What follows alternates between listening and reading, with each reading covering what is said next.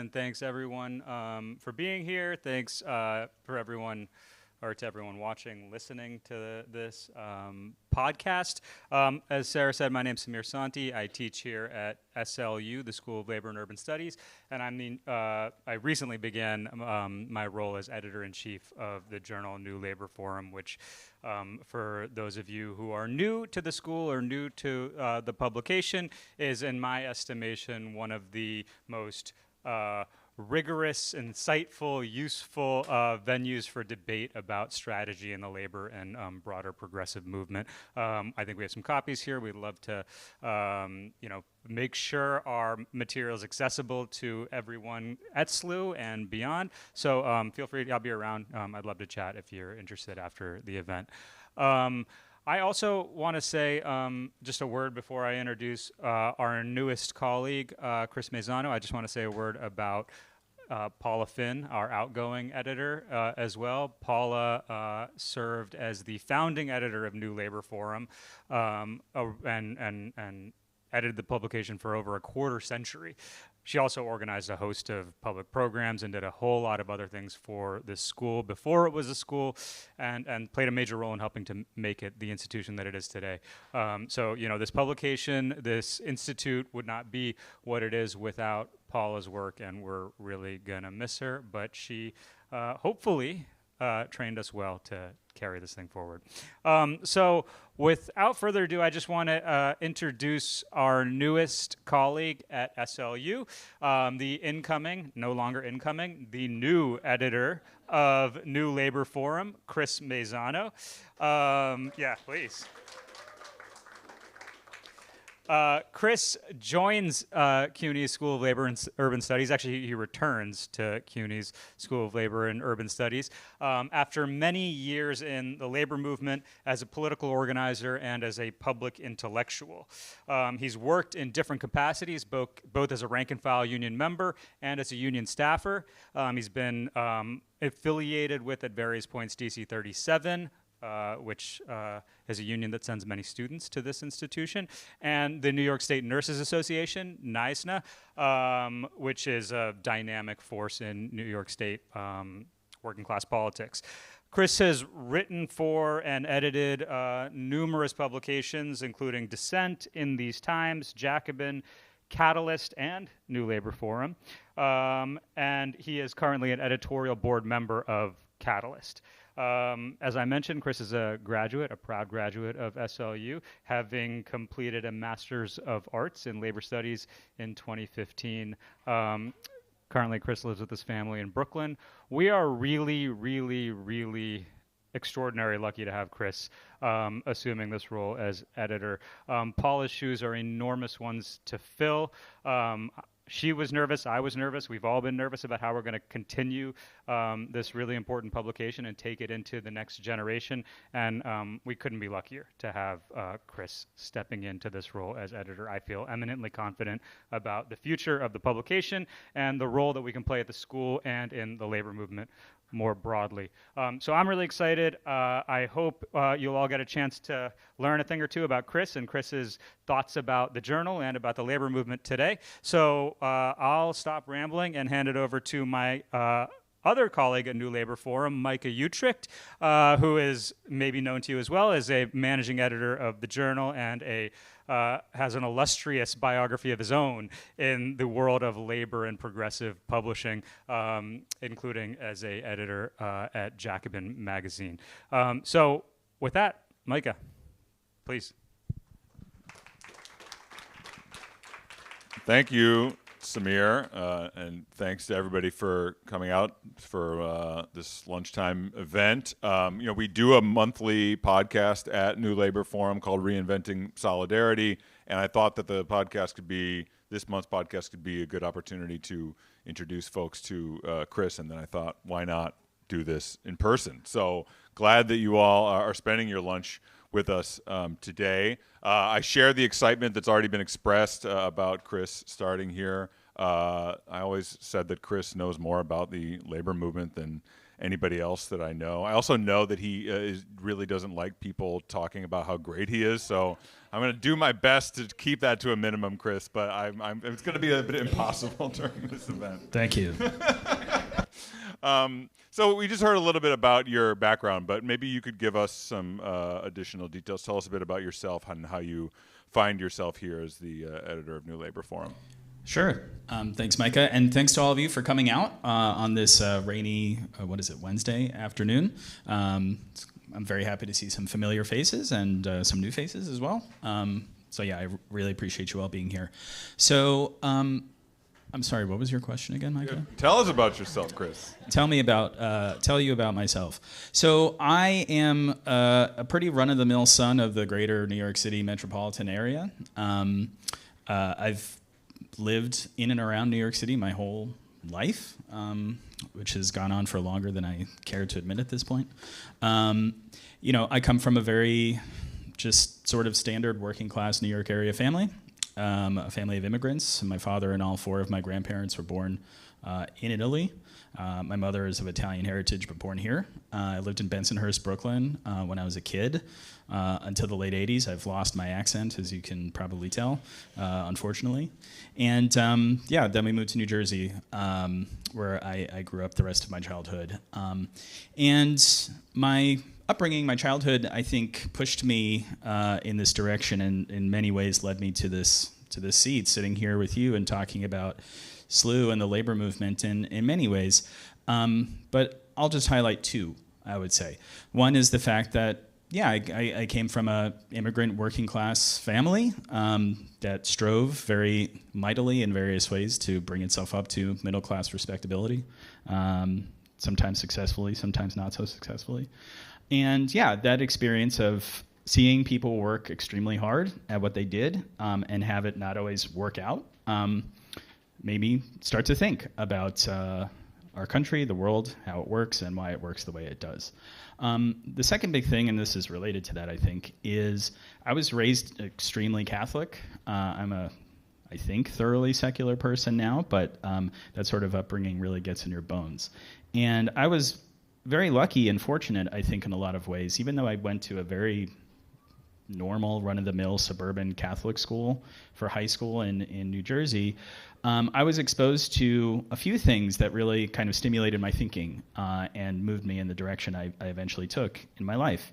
One of them was learning about the social teachings of the church, which I later learned in life were formulated primarily to dissuade Catholic working people away from progressive movements, particularly of the left.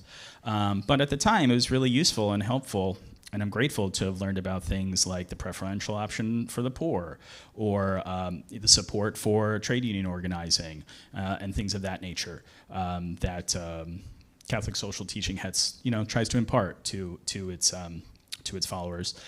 And then I also learned quite a lot about what our government did in Central America in the 1980s, supporting right-wing death squads and other pretty bad forces that were doing things like murdering priests and nuns who were working with the poor in countries like El Salvador, Nicaragua, and elsewhere. Watching movies about people like Oscar Romero, the Maryknoll nuns, things of that nature. And that really got me thinking about what our country was doing in the world. And to make a very long story short, I got on the early internet, poked around, looking for things that would feed my thirst for new knowledge, and it eventually led me to the progressive movement, to the labor movement, and I've made a life out of it ever since, in one way or another. Yeah, can you talk a little bit about that history of yours? Samir mentioned your history with DC 37, with NISNA. You reminded me before this event that you also used to be an SEIU organizer. Not a very good one, according to your telling. Maybe you can tell a bit of that story. Something we have in common, maybe as how we find ourselves editor of a journal about the labor movement rather than working as organizers in the labor movement. But yeah, what's your history with the labor movement specifically? Sure. So when I graduated from Rutgers University, shout out to Rutgers, in 2004, I wanted to do something with my life that was consistent with my values and commitments. I didn't want to just go into the workforce and do any old job. So I went into the wave, as many of my colleagues in my generation did. That was an organizing program for new and young organizers that SEIU had implemented around that time. And that was my first job out of college, and I did that for, roughly 6 months, towards the end of 2004 and then into 2005. I did nursing home organizing in, Philadelphia, Connecticut, and a little bit in Ohio. And as you noted, in retrospect, I don't think I was particularly good at it at the time. I would hope that if I was dropped into the similar role today, I would be much better at it now than I was then. But in doing that kind of job, I learned quite a bit about unions, about the labor movement, about healthcare work in particular, and just how difficult and challenging it is to organize working people in this country. Not because working people are uninterested in organizing and building their power and improving their working conditions, but because employers and the law make it so difficult for them to do so. So I had the good fortune of being on a campaign that did win. I was at the tail end of that campaign and the first thing that I worked on. If you've never been at an NLRB vote count, it's absolutely nerve-wracking, and if you win, a lot of fun. If you lose, not so fun. But yeah, it's one of the more nerve-wracking experiences that I've been through. But yeah, I recommend being at a winning vote count if you have the opportunity to do it. And yeah, like I said, it just really gave me a good crash course in labor and how it works in the United States. And then, yeah, after I left that job, after waking up in an extended stay hotel in Columbus, Ohio one morning and being like, I think I just want to go home now. Just went to graduate school and became a librarian and worked for Brooklyn Public Library for about 5 years. And the library workers in Brooklyn and in the other library systems here in New York, there's 3. There's not one. Strange quirk of history. Are members of AFSCME District Council 37 in various local unions. And while I worked at the library, actually in my old neighborhood in Bensonhurst, strangely enough, I was involved in the union as a rank and filer. After that, I went to go to work for the union in the research and negotiations department, and I spent about 5 years doing that. That was also a great experience, learning a lot about how bargaining works. That's mostly what we did. Bargaining in a very unique, I think, for the United States, basically corporatist bargaining system, which you find in other countries, but really not elsewhere in the United States. And then, for about the past decade or so, I was working at New York State Nurses, where I did technology and database administration work. So somewhat related to the work I did as a librarian, but also fairly different in a lot of ways. And now I'm here. And how did you find yourself doing sort of labor intellectual work? I mean, you have, as Samir mentioned, a long history of writing for a wide range of publications and thinking about the labor movement. You've always been a sort of go-to person for me for figuring out what the heck is going on with the labor movement. How did you come to find yourself doing that? And I guess to bring us to the present, in general, what do you see as the role of an organ like New Labor Forum and magazines and journals for thinking about ideas about the labor movement and analysis about the labor movement? What place do these kinds of institutions have in the broader labor movement? Why are they important? Sure. Well, I've always had something of to put it self-flatteringly intellectual bent, to be more realistic about it, a nerdy and dorky bent from a very young age. Just to put a fine point on it, for whatever reason, I can't quite remember why, my parents bought me an encyclopedia set when I was a kid, and I would sit around in my house reading it, which is an absurd thing to do in retrospect. I read the W volume a lot, just reading about wars of various kinds. and some of the other volumes were go-tos as well. Anyway, moving It's like on. a classic American story of your immigrant family. I'm sure a salesman came to your dad's door and he was like, "I gotta buy this encyclopedia set for my son." Yeah, Ticket to Upward Mobility and yeah, my son's kind of weird and he likes books, so let's get him some encyclopedias. Let's go. Let's do it.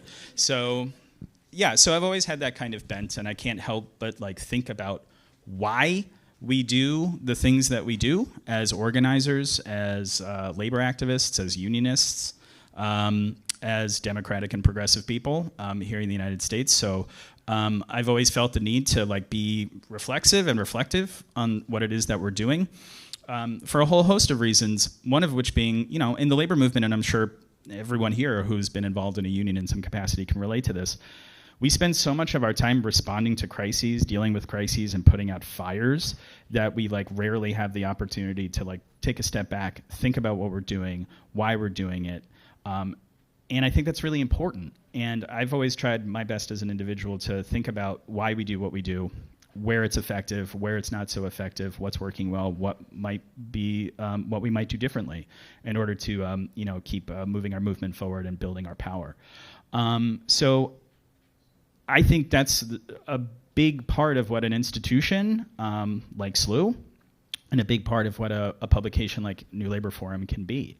To give people involved in a movement where you're just under siege so often, so much of the time, some time and space to step back and think, to analyze, to debate, and try to come up with the ideas and agenda that we need to move this forward. And I think that, yeah, a publication like this could also potentially serve as a useful forum. You know, we don't often, I think, in the labor movement, have some of the debates, disagreements, whatever, that I think are really useful and necessary for any movement to grow and develop like publicly in a space like this journal. You know, often for good reasons. You know, it's like we're a movement that faces so many obstacles, so many constraints to what it is that we do, that sometimes we don't want to disagree with each other publicly or be critical of some of the things that we do publicly. So there are good reasons for that. But at the same time, I do think that doing those sorts of things regularly, doing them constructively, and doing them in a place where everyone we know is, you know, on the same page and has the same goals in mind could be potentially very healthy and very constructive for labor, not just here in New York, but anywhere where people read this publication around the country and around the world too. Before we get into some specific topics, including your article in the new issue of New Labor Forum, can you talk about what Samir mentioned, your history at this institution? You've both are a graduate of the institution. You also have taught here in the past. Can you talk about SLU and your trajectory as a trade union activist and thinker? Sure. I think Samir mentioned earlier that District Council 37 sends a lot of members here to go to school. I was one of those members. That's how I found myself here in the master's program to study, to get my MA in labor studies. So I'm eternally grateful to District Council 37 and SLU for giving me that opportunity to do that. It's been a big part of my development as a trade unionist, as a labor person. So I really appreciate it. Yeah, and I spent about 2 years taking a wide range of courses from all the faculty here, all of whom are collectively my favorite. I mean that though. They've all been great. And it gave me a real opportunity over the course of those couple of years, again, to do something that I think the journal provides a space for, to like really take a step back from the day-to-day work that I was doing in my union to just get a bigger picture of what we were doing. I had to write a capstone to get my MA, and I wrote a capstone on the history of a particular local in District Council 37, Local 371, which is anyone here a 371 person by chance? Either currently or formerly? No 371 people. But 371 had a really interesting history. In the 1960s, New York City's public sector labor law was very different from what it is now. And there could be like multiple competing unions, like basically fighting over the same like sets of members. And in what was then known as the Welfare Department, I think now it would be called HRA, Human Resources Administration, there was basically a competitor union to Local 371 for the social workers primarily. And that history was really, really interesting to me because it kind of gave a glimpse into an aspect of our movement's history that I think has been kind of lost to the mists of time. And I thought it was interesting to look at in a period where I think we really need some, ideas about like what can we do or what potentially could be done to help revitalize this movement and move it forward. So that gave me a really interesting opportunity to get in the archives. I went to the Tamman Library in NYU and got to read some cool old papers from both unions' archives, what was known as SSEU and then Local 371. They've merged since the current New York City collective bargaining law was put into effect. And just write up that paper, write up that history, and learn more about where the union I was working for and had been a member of came from, why it was structured the way it is, what went into making it the institution that it is. I loved it. It was a great opportunity. And I think SLU is a wonderful and very unique institution in the sense that it gives people a chance to do that. And I think that is all too rare in our movement. A journal like New Labor Forum, we have the modest goal of covering basically everything important that is happening in the American and global labor movement. And so I want to ask you some questions about that. I'll stop torturing you with questions about about yourself. Thank you. You, in some of your writing, you have raised questions that I found sort of provocative and don't read a lot of other people writing about what labor revitalization, the labor movement's revitalization might look like in the 21st century. There's a lot of discussion of, is that going to come about in sort of like a 1930s style, like New Deal type moment of, we just have to wait around for a sort of like upsurge in worker militancy on the shop floor, and then, the union growth or union revitalization happens in these kinds of spurt moments. Or similar to the 60s and 70s moment around the public sector.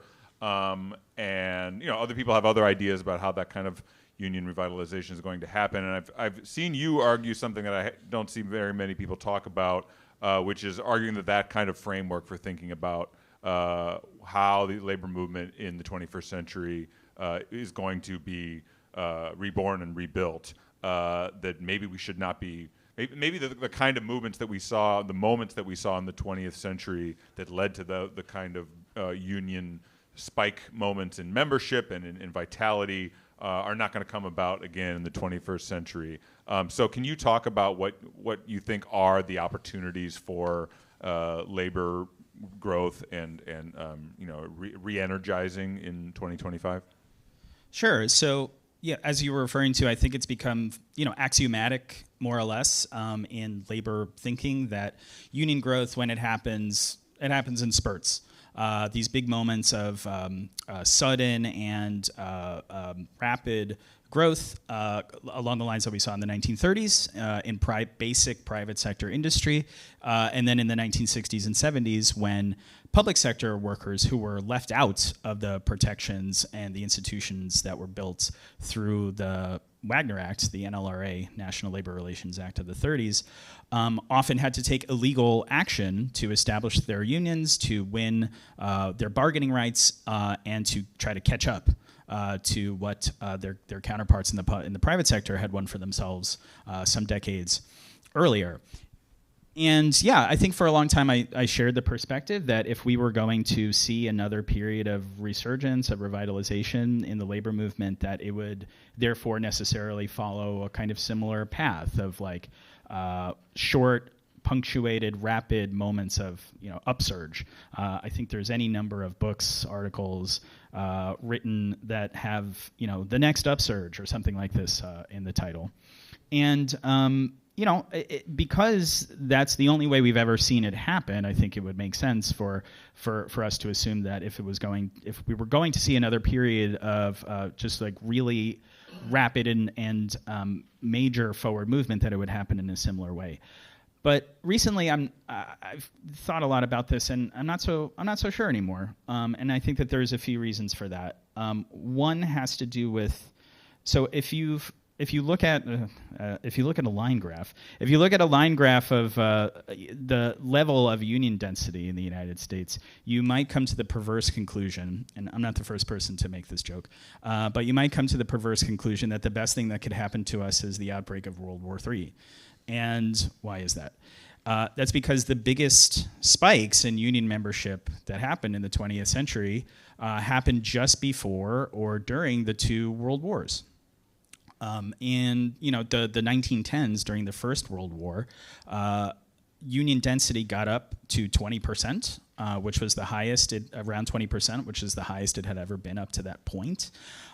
Partially because of the wartime economic conditions that really tightened labor markets and made uninterrupted production a really important thing. But then also it was the first time that the federal government had tolerated and in some cases even encouraged or supported some degree of unionization in order to bring harmony to the factories that were engaged in wartime production and things of that nature. So certain federal institutions were built in order to sort of institutionalize labor to give some institutional channels to class struggle and workplace conflict, and in doing so helped to boost the union density rate that had existed in the country.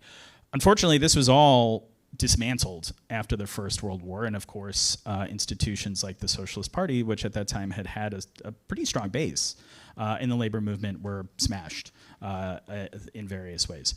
So that all gets dismantled. It goes away, and union density, the level of union membership, went back to what it was before. Then, of course, in the 30s, the Depression happens, the worldwide economy falls apart, and there's this huge upsurge of organizing, particularly, everywhere, but particularly in the basic mass production industries. And by, the later part of the 1930s, a pretty big swath of the major production industries in the country, autos, electrical machinery, so on and so forth, get organized. But if you read Nelson Lichtenstein, the great labor historian, his book, Labor's War at Home, he points out that by the late 1930s, this momentum was starting to slow. And it wasn't clear whether the momentum would continue forward. I think he, or potentially some other historian, I forget who, referred to the CIO, at that moment as a fragile juggernaut, which some of you may recognize as the title of a very good, recent, and potentially ongoing, or although I think it just ended, podcast on the history of the CIO. The thing that really allows the CIO to really establish itself and complete the work of organizing basic industry is World War II. And a similar thing happened during World War II that happened during World War I. The difference being that these institutions stuck around for a few decades after the war. And during the New Deal period, organized labor was incorporated into the Democratic Coalition. And it occupied an important role there for the next few decades. So those sorts of conditions in which the government was to a certain extent kind of putting its thumb on the scale in favor of labor. I don't want to overstate that, but at least not allowing employers to get away with what they're typically allowed to get away with. Made a big difference in those moments of national crisis, emergency and crisis. And in the absence of something similar, which I don't know if we're going to see that kind of mass mobilization conflict happen again, that takes away one big condition that helped to underwrite those big moments of growth. So that's one.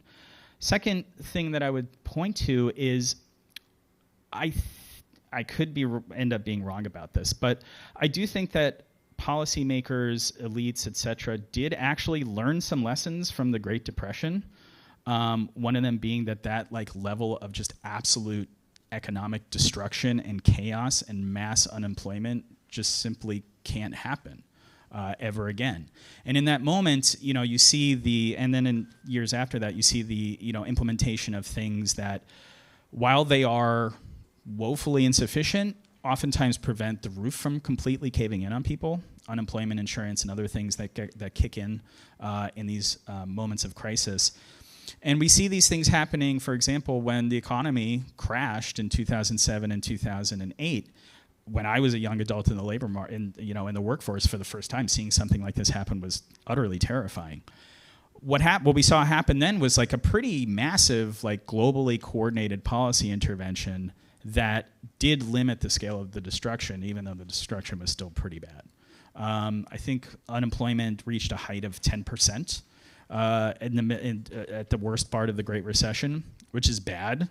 It's also not 25% nationally, which is what it was in the 30s, and even higher than that in many localities.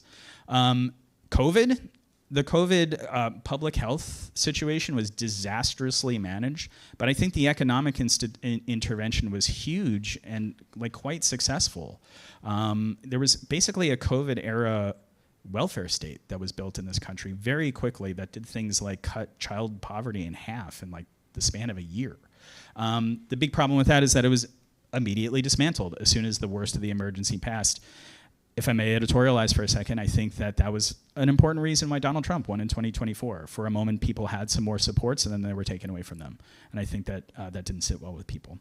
So I do think that certain lessons have been learned over time. Whether they will continue to be learned, maybe is an open question.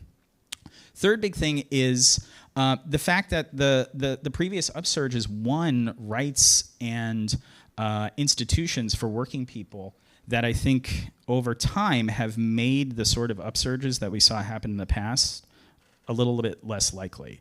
I will boil this point down by saying, like by drawing an analogy with why, again, this is my own point of view, but I think I'm right, why a sort of like revolutionary left-wing politics tends to be unviable in a country where there's some modicum of democracy.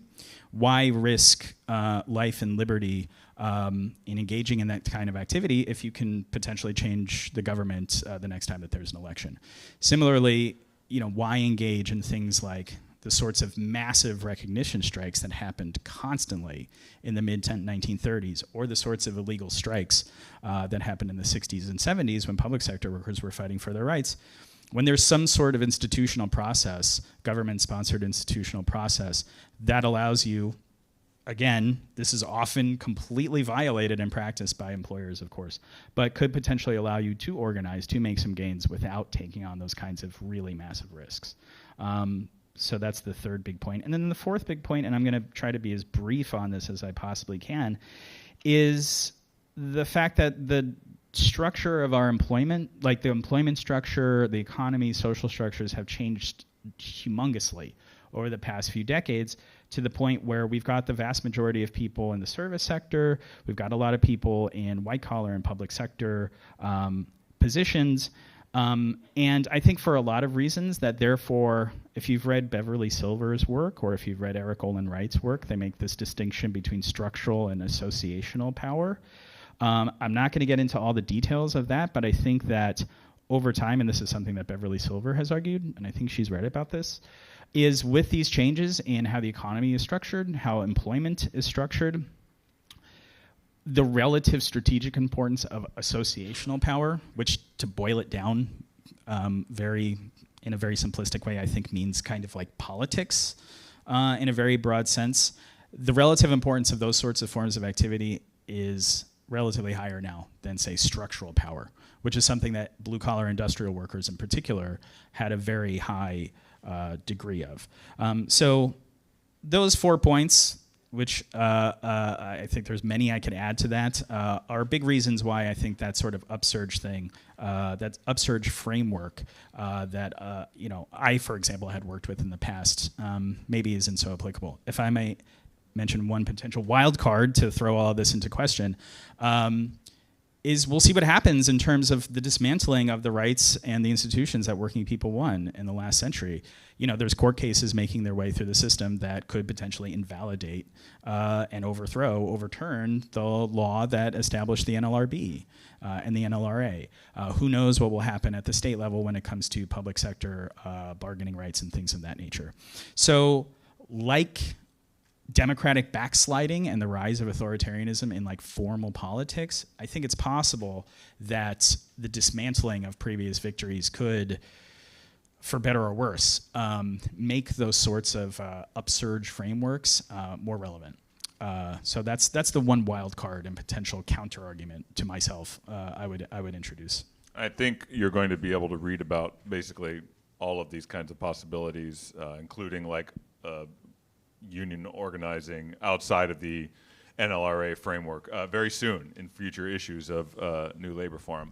Keep your eyes peeled. Most of what you just said was about why we're not going to see an upsurge type moment to revitalize the labor movement. But what are the possibilities then? This is why we hired you, Chris, because I assume you knew the answer to this question. I mean, holding out on it. What is the solution in 2025 to the labor movement's woes? Well, you'll have to subscribe to my personal newsletter so I can make some more money. No, I'm kidding. Great question. I wish I could give you some easy and straight answers to that. I don't know. In very general terms, I do think that, as in earlier periods of labor movement advance, I think that we can and should look towards the possible sources of labor revitalization that don't necessarily come primarily out of the labor movement or unions themselves. I'm talking about broader political or social movements that enter the mainstream, mobilize people in large numbers, politicize them, and maybe down the line, as they go to work, if they're young people that get involved in these sorts of movements, or not so young people who get involved in these sorts of political actions, these social and street movements, they get politicized, they get turned on to new ways of thinking and bring that into their workplaces, bring that into their unions, and try to take the fight forward in that context. If people haven't read Eric Blanc's recent very good book, We Are the Union, he did some, I think, really good research showing that a lot of the, I think particularly younger workers that have worked to organize things like Amazon or Starbucks or some of the other like major organizing fights that we've seen over the last few years, you know, he surveyed them and asked them like how and why they got involved in what they've been doing. And if I'm remembering what he wrote correctly, two of the biggest reasons that people gave for why they became workplace activists and organizers were participation in the Bernie Sanders presidential campaigns and participation in the Black Lives Matter movement. So those movements, while, you know, they ebb and flow, they rise and fall, the people that get active in them don't go away. Like all of us, they also have to like go to work and have a job. And sometimes there's a union at that job, and sometimes there's not. And sometimes when there isn't, they try to form one. To me, that's one of the I think the biggest sources of possibility and hope is a fruitful interplay between some of these political and social movements that we've seen crop up in the last few years and efforts to revitalize and grow our unions and our labor movement. And those two things, I think, need to proceed in tandem because the flip side of that is a lot of our movements in the political realm or the social realm, they need to widen their base too. And they need to pick up more people who aren't already politicized, you know, the masses of working people that have become really disengaged from political and civic and social life over the last few decades. So yeah, I think that there's room for revitalization and growth along both of those lines, hopefully through, you know, a really fruitful interplay between the two of them. We're running out of time here, and I want to do audience questions. I was going to ask you about the specificities of New York and its labor movement, something that you have some thoughts on, also specifically about the possibilities for labor in the city under the likely next mayor, Zoran Mamdani, but that will have to remain a mystery. In less than 5 minutes, I wanted to ask you about your article in this the new issue of New Labor Forum. That's part of a cluster of articles that we have about Donald Trump and the Republican Party and their prospects, their attempts to try to capture a growing segment of the working class vote. And you have an article, the first article in the issue, about left conservatism and what that phenomenon is. So it's something that has, I would say, on both the left and the right, sort of taken hold among, you know, each side sort of taking from the other a bit, and it's, you know, most relevant in looking at the Trump administration, particularly this time around. There's a lot of people, you know, Josh Hawley, even Vice President J.D. Vance, Others like Orrin Cass, who there's another article in this issue about Orrin Cass and his think tank, American Compass. There's some voices on the right who are saying, or looking at, some of the worst inequality that this country has seen in a century. American families really struggling to get by, and see working class voters leaving the Democratic Party in large numbers, and they see an opportunity for a kind of right-wing pro-worker, in air quotes, politics, and people who are around the president have tried to get the president on board with some of these ideas. I think at this point they haven't really gotten much accomplished, which is something you kind of predict in the piece.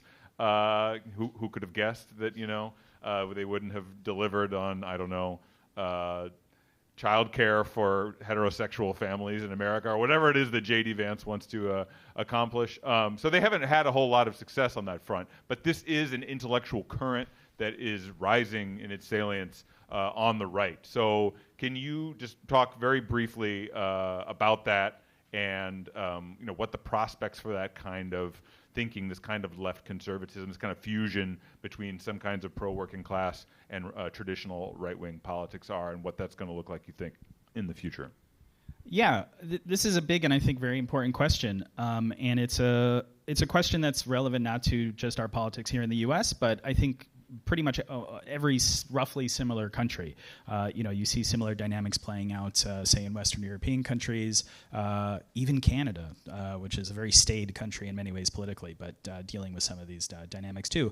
And I think that taking a step back from your question and from the piece I wrote, I think what this all kind of addresses or responds to is a very real and important development in politics here and elsewhere that's taken place over the last few decades, and that's the transformation in the social support base of parties of the left and of the center left.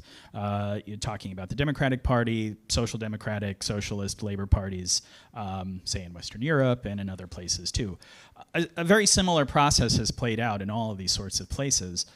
Is very complex in a lot of ways, but basically to boil it down to its, I guess, most simplified form, in decades past, the core social constituency of these parties in many respects was blue-collar industrial workers, whose unions in many cases had a formal relationship of some sort with, say, a social democratic or labor party. Here in the U.S., we've never really had something like that, but in certain times and places, especially at like some state and local levels, Michigan like being a key example, the alliance between industrial unions and the Democratic Party kind of plays has played a roughly approximate role. But over the last few decades, this has changed. That formerly core constituency of these parties is no longer blue-collar industrial working people. By and large, it's what in the academic literature is often called sociocultural professionals. That largely, when we're talking about this group of people, largely we're talking about educators and we're talking about healthcare workers, but many other types of workers besides. In many cases, these folks have college degrees. In many cases are maybe younger. Disproportionately, we're talking about women workers, and oftentimes we're talking about immigrant workers as well. And this set of people has become, in many cases, the core social constituency of a lot of these sorts of parties. So we've seen that change. And people, I think, are trying to explain how and why that happened, and what the political upshot of that transformation is. So yeah, these sorts of discussions, these sorts of considerations, I think are getting at something real and important, where I think I disagree or part ways with people on the right for sure, but also sometimes folks on the left who are responding to this dynamic is, why it's happening, what it means, and what we should do about it. So in part, this change, I think, in the social support bases of the left is in part, I think, a product of like a conscious strategic choice on the part of these various parties. I also think to a significant extent, it's a it reflects the fact that, as I was talking about before, the nature of our economies, the nature of our employment structures has just changed so much, changed so dramatically to the point where now in the United States, I think something only like 8% of the workforce is engaged in, like, say, manufacturing. In decades past, it was much, much higher than that. At this point in time, something like 2/3 of the entire workforce is employed in either managerial and professional occupations or in like office and sales. So you've got like something like 2/3 of the entire workforce engaged in these sorts of professions and these sorts of jobs. So I think that necessarily means that, yes, the nature of politics is going to look different. The nature of the social support bases for various political parties is going to be somewhat different, at least, than it was in the past. What I would say is, I think what we should do is, instead of like lamenting the fact that now this group of people seems to be establishing itself as the core base of support for progressive left parties, accept that and try to figure out how best we can build upon it, and build a broadly based progressive pro-labor, pro-worker movement that tries to stitch together working people who are engaged in all these different types of work, who are have all different kinds of educational, social, cultural backgrounds. That's not an easy task at all. I don't want to make it seem like that is a very easy task. I don't think it is. And I think that sometimes, yeah, we, broadly speaking, in the progressive movement, on the left, even in certain sections of the labor movement, have to look at like assessing ourselves, how we do things, and if there's anything we can and should do differently. But I do think that that's, really the only path forward that we have. And I think that if it weren't possible to do that, I don't know if we would see Zohran Mamdani about to become the next mayor of New York City, which is, it looks like that's what he's doing. And that's exactly the sort of coalition he's been able to build. Like, the core of it is precisely that group of people, particularly younger people. If you look at all of the election return data and the polling data, the biggest split in the electorate is age. Below age 45, you're probably riding with Zohran. If you're older than age 45, you're probably not riding with Zohran. And that cuts across whether you've been to college or not, what kind of job you do, income. The other big thing is whether you own your home or rent. That consistently comes through. So to me, that's the task. Just dealing with the conditions that have been given to us by the previous generation's defeats. And the transformations that have come out of that, and figuring out the best way of moving forward. That's how I see that question. We have really glancingly touched on a lot of subjects in like 40 minutes.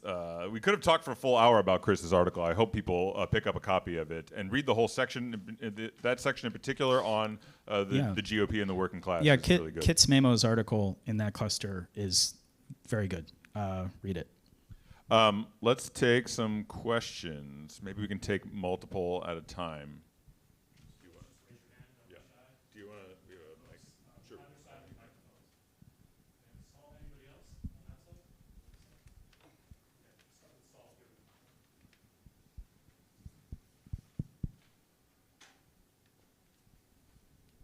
Greetings, fellow comrades, and those who need to stop being turncoats among us. In reference to organizing, I was a TWU worker, and I worked for Surface, which is the buses. We had a bus that basically was politely called, we called it something else, but it was called the gripe bus. That's where your shop stewards are supposed to be educating your workers. Why is it that you don't organize like that anymore? Because there are clearly historical things that you can wake people up. And I blame this on the education system. There's a case that's nicknamed the Dachau 4. You know what Dachau was? One of the largest concentration camps. You follow what happened to that prosecutor, you see a direct correlation to what's going on with the judge's decision in here. The only difference is they don't wear that winged swastika emblem when they're making, in the Supreme Court, when they're making the decisions. But there's a direct correlation, and there's a direct result and a penalty for not going against that. We also have, as I call it, the morning misinformation network. You ever notice, because I'm an artist, and I took art and I also did advertising photography, and there's subliminal messaging going on because all the person sitting in the middle with this Ukrainian yellow on every morning except 1 or 2 mornings. That has a psychological effect because you're not educating about. If you knew the history of the Ukraine in World War II and their slave labor in North Africa, because in school you're not taught about the North Africa struggle in World War II for a reason. North Africa is black. Ukraine were not allowed by the Germans to fight the Russians, but they had slave labor camps building what's called shore batteries. That's big battleship guns, slave labor by hands, by African labor, and there were Jews in North Africa, by the way, for those who are struggling with that. These things are left out. You just saw a guy parading in the Pentagon, shamefully. Now, guess what? Without the Tuskegee Airmen, you wouldn't even have Obama. You know that? Why? Because Obama's grandfather was in a bomber crew. He came home thanks to the Tuskegee Airmen. And a lot of white folk would be homeless because Obama's first executive order was to stop the foreclosures. That's a union. Look, you got to learn to basically unite to cover your butts. You can't just let one person go down and the other. We're being miseducated with this woman that was supposed to be following ICE with 10 cars. It's not. ICE was harassing her. But the truth doesn't come out. So I leave it up to the unions to organize. Tell the truth. Stop having Fannie Lou Hamer moments. Thanks. Was that Alethea? Great. Welcome back to the SLU family. I am curious, the Working Families Party did some deep research, right, earlier this year on the nature of the working class. And I think they identified 7 different, right, trend lines. And I'm curious how their analysis factors in what you've been sharing with us today. Could we do one more, maybe?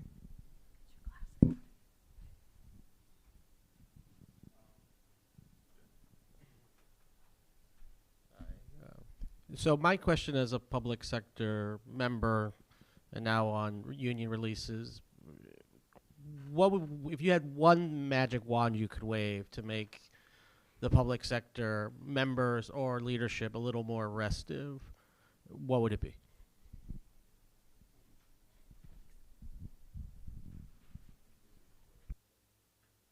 David, you really put me on the spot with that one. So yeah, those are all 3 great sets of questions and comments. To your points, yeah, I think that the labor movement, one of the great functions and responsibilities of the labor movement over the decades has been to be a source of education for working people. And you're right, I do think that it's true that sometimes, I think for all kinds of reasons, there's probably not enough time and attention put into that. And yes, I would agree with you in terms of that's something that we all need to do more of. And I hope that in the journal we can talk more about labor education, what it's been, what it could be, what works, what doesn't work, what we've got to rethink and do to move forward on that. So I appreciate those comments. Alethea? Yeah. Alethea, yeah, what Alethea is referencing is a really great study that the Working Families Party put out at some point in the recent past. I forget what it's called. But basically, it does some really great research looking at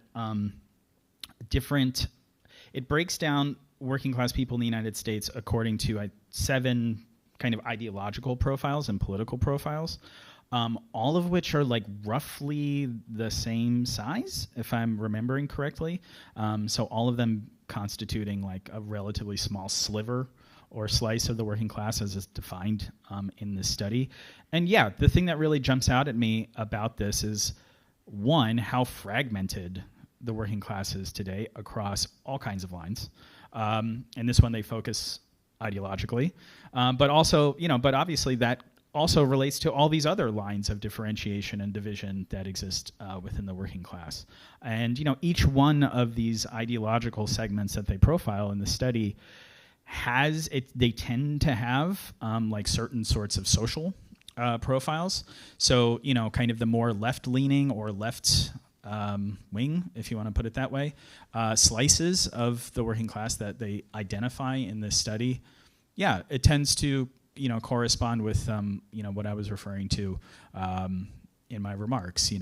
Tend to be younger, tend to be based in certain kinds of sectors and settings, oftentimes have college educations, so on and so forth. And you see their study run the gamut from left to right. And what it really underlined for me was the fragmentation that exists in the working class and the challenges that we face in trying to knit people together who may share a common experience of having to work for a living and in many cases struggling to make ends meet, but despite that, having lots of differences that they're bringing to the table and our need to try to bridge them, overcome them, and work with them in various ways, and that's really hard. Thank you to Alethea for raising that study. You should read it. It's not that long. It does have some statistical jargon, but it's not for an academic audience. I'm sure everyone in this room can roll with it, so read it. And then David, your question? Oh man, that's like I said, you're putting me on the spot here. I don't know if I have one particular thing, but I wonder whether when the Janus decision was staring people in the face and coming down the pike, it was one of the first times in my personal experience in the labor movement that it really seemed to focus minds. Can you remind people what that was? Sure. So Janus versus AFSCME was a Supreme Court case that was decided in, I believe, 2018, if I'm remembering correctly, that basically instituted a nationwide right-to-work regime in the public sector. So even here in New York State, you can work in a union workplace and be covered by a union contract, but you don't have to be a union member or pay dues or something like an agency fee. You can get all the protections of being a union member without contributing to the union. So that's what it does. In the lead up to that decision, it did focus minds. It got people organizing. It got people talking to their members and making sure they were actually signed up as unions and paying dues and mapping workplaces, knowing where your members lived and things of that nature, so you can actually try to organize and talk to them. Unfortunately, it tends to be crises and threats that focus the mind and get people moving. If I could wave a magic wand, I guess the very abstract and broad thing I would say is flip it so it's not like a terrible crisis that gets people moving, but like a strategic analysis based on where we think our opportunities for growth and development are. So there you go. What a nerd answer. Yeah, sorry. Hey, you're talking to a recreational encyclopedia reader here, so that's what you're going to get. But yeah. That would be my hope. Not responding defensively to crises, but acting proactively on the basis of a real, political, strategic, economic analysis. We're a little over time. Maybe one more, if there is one more. Sure, Kate.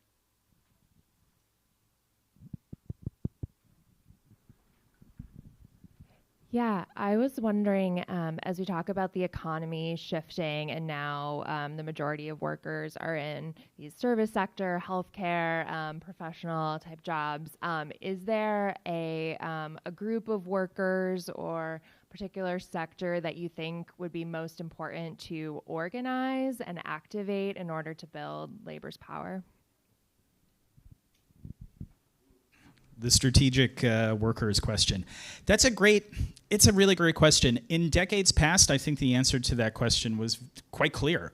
And that would have been industrial blue-collar workers, particularly in things like autos. That's the classic 20th century example. Again, I'll talk about Beverly Silver's book, Forces of Labor. In that book, she says, in the 19th century, that would have been garment workers. In the 20th century, that would have been auto workers. And then she has an interesting discussion where she's like, okay, well, who will the equivalent be in the 21st century? And she kind of runs through all different types of workers.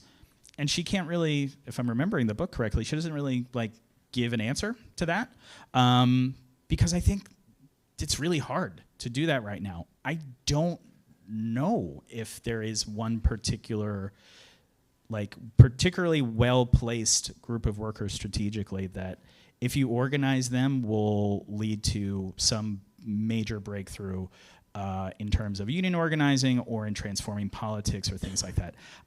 I would say that to the extent that people have a conjecture or a guess, it would be Amazon workers, people who work in logistics, who make that system go. And I would tend to agree with that, but even so, I'm not totally, I don't know. I'm not totally convinced that making a big victory even there would necessarily have the sort of like knock-on effect of mobilizing workers across the board to organize themselves in unions. I don't know. I would love to test that in practice. That would be wonderful. But this is another one of those things where, like, in years past, I'd be like, yes, obviously, there's one or two very strategic sets of workers. They must be organized, and if we do that, there'll be a breakthrough.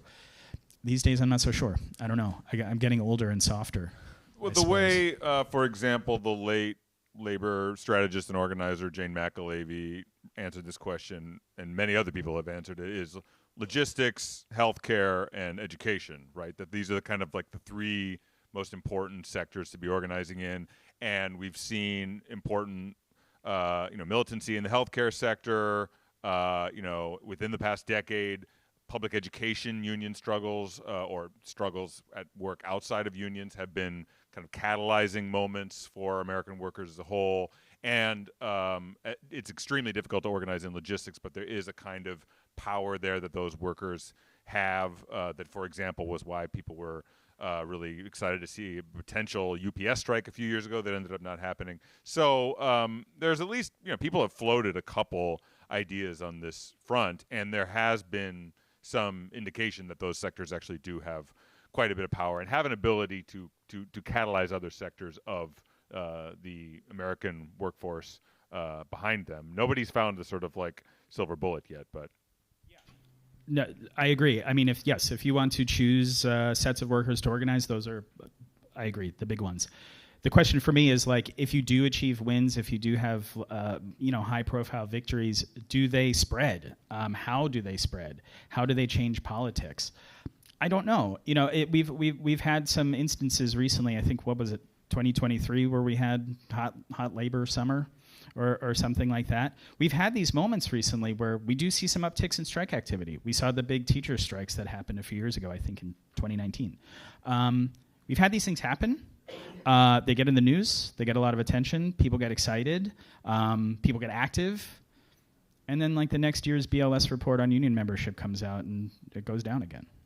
So I don't know. Maybe it's just like a case of we just haven't seen it yet. And, like, you can go and read history where, prior to the 1930s, people are like, oh, geez, labor's dead. I don't know if it's ever going to happen again. And then, you revisit the situation a few years later and it's totally changed. Maybe something like that could happen again. I hope it does. But yeah, it's like I'm constantly racking my brain to try to like figure out what the like mechanisms of transmission are to these like moments where you see activity and organizing in these key sectors and how they spread to other people, how they break out of geographical silos, how they break out of political silos. And yeah, so far that hasn't quite happened, and it might just be the case that it will, but I don't know. It just, the timing of it hasn't been quite right yet, or something along those lines.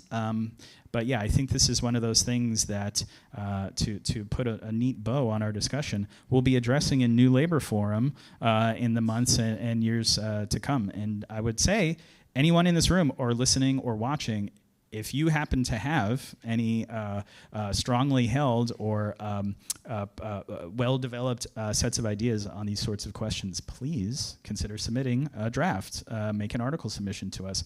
we'll consider it and put it into the mix. So yeah, these are the big questions that I think our movement is facing. These are the right questions to ask. They're the ones that we have to try to come up with some answers to if we want this thing of ours to have a future. So yeah. Well, here I was thinking that Chris was going to provide these answers to us. That's why I gathered you here today. And instead, he's making a call for you all to figure it out. I guess that's what an editor is kind of supposed to do. Yeah, that's my job, man. To keep the submissions rolling in. Right. You know. Thank you, Chris, for this talk. I'm glad that you were able to introduce yourself to the SLU community, and just to echo what everybody already said, that we're very happy to have you at the Journal and as part of the School of Labor and Urban Studies. This school and this journal exist to try to figure these questions out together, and we're very happy to have Chris be a part of that here. So thank you very much.